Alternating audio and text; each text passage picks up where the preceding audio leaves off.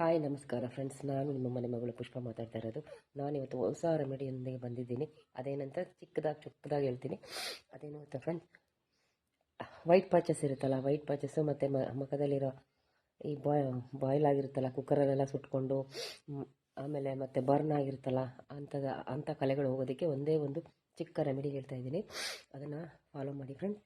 ಏನು ಗೊತ್ತಾ, ಹುಣಸೆ ಚಕ್ಕೆ ಇರುತ್ತಲ್ವಾ, ಹುಣಸೆ ಚಕ್ಕೆ ಅದನ್ನು ತೊಗೊಂಬರ್ಬೇಕು. ಒಣಗಿರೋದನ್ನು ತೊಗೊಂಬಂದಬೇಕು. ಅದನ್ನು ಚೆನ್ನಾಗಿ ಒಣಗಿಸಿ ಪುಡಿ ಮಾಡಬೇಕು ಫ್ರೆಂಡ್ಸ್. ಅದ್ರ ಜೊತೆಗೆ ತುಪ್ಪ ತೊಗೊಬರ್ಬೇಕು.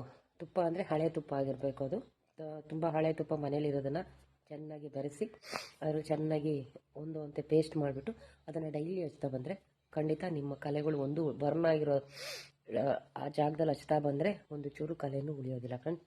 ಅದ್ರ ಜೊತೆಗೆ ಇನ್ನೂ ಒಂದು ಹೇಳ್ತಾ ಇದ್ದೀನಿ. ತಂಗಡಿ ಎಲೆ ಗೊತ್ತಲ್ವ ನಿಮಗೆ? ತಂಗಡಿ ಎಲೆ ಅಂದರೆ ಹಳ್ಳಿಗಳ ಕಡೆ ಸಿಗುತ್ತೆ, ಯೆಲ್ಲೋ ಕಲರ್ ಇರುತ್ತೆ.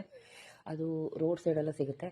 ಮತ್ತು ಅದ್ರ ಜೊತೆಗೆ ನೀವು ಆಲ್ಮಂಡ್ ಆಯಿಲ್, ತಪ್ಪಿದ್ರೆ ಕೊಬ್ಬರಿ ಎಣ್ಣೆ, ಎರಡು ಮಿಕ್ಸ್ ಮಾಡಿಬಿಟ್ಟು ಚೆನ್ನಾಗಿ ಮಿಕ್ಸ್ ಮಾಡಿ ಹಚ್ತಾ ಬನ್ನಿ. ಒಂದೇ ಒಂದು ಸಣ್ಣ ಕಲೆಗಳು ಡಾಟು ಕೂಡ ಉಳಿಯೋದಿಲ್ಲ. ಇದು ಸತ್ಯ ಫ್ರೆಂಡ್ಸ್. ನಾನು ಇದನ್ನು ಟ್ರೈ ಮಾಡಿದ್ದೀನಿ, ನನಗೂ ಪ್ಯಾಚಸ್ ಇತ್ತು. ಈಗ ಸ್ವಲ್ಪ ಕಡಿಮೆ ಆಗಿದೆ, ಸ್ವಲ್ಪ ಇದೆ, ಇವಾಗ ಎಲ್ಲ ಹೋಗಿದೆ. ಹಾಗಾಗಿ ನಿಮಗೆ ಹೇಳ್ತಾ ಇರೋದು ಫ್ರೆಂಡ್ಸ್. ನಾನು ಅನುಭವಕ್ಕೆ ಬಂದಮೇಲೆ ನಿಮಗೆ ಹೇಳ್ತಾ ಇದ್ದೀನಿ. ಖಂಡಿತ ಮಾಡಿ, ಇದು ತುಂಬ ವರ್ಕೌಟ್ ಆಗ್ತದೆ. ಆಯಿತಾ? Thank you.